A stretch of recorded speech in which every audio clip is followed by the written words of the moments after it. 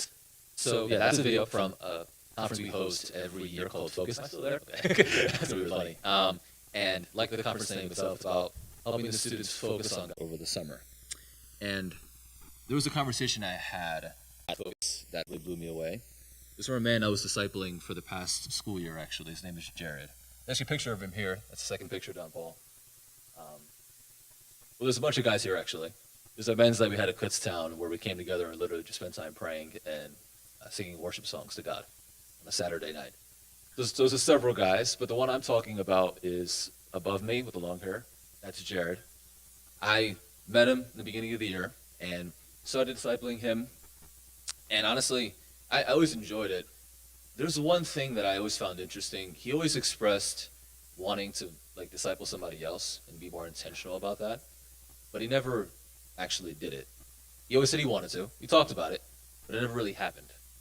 And I never condemned him for that, of course. I was curious as to why it was, and I was hoping to help him, curate that desire into action. Well, it wasn't really until our last conversation that things actually changed, at least in his heart. Where as we just kept talking and I kept pouring into him, it came to the point in a conversation where I got him to realize that maybe he wasn't doing it because he didn't actually care enough when it came to discipling other people. He always said he wanted to, and I believed him, but it never happened.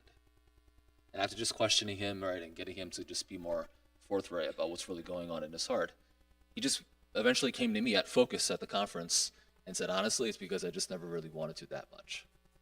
That's why it never happened. And through my conversation with him and the conference and the video I just showed you, where he listened to a lot of talks and sermons by other people, the Lord really convicted him, to the point where he said he wanted to serve the Lord.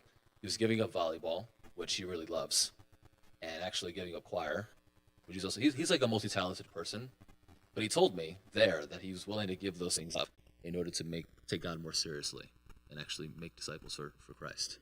And actually now he's transferring from Kutztown as part of his journey as well. He's going to LBC, Lancaster Bible College, where he's going to stop majoring in music and he's going to start majoring in biblical studies to go into full-time ministry.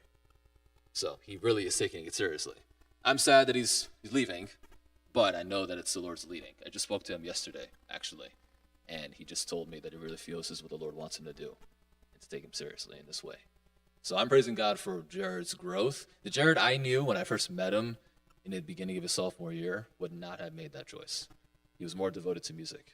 But by God's grace, he's now more devoted to the Lord, even giving up music, or ultimately using music for God's glory.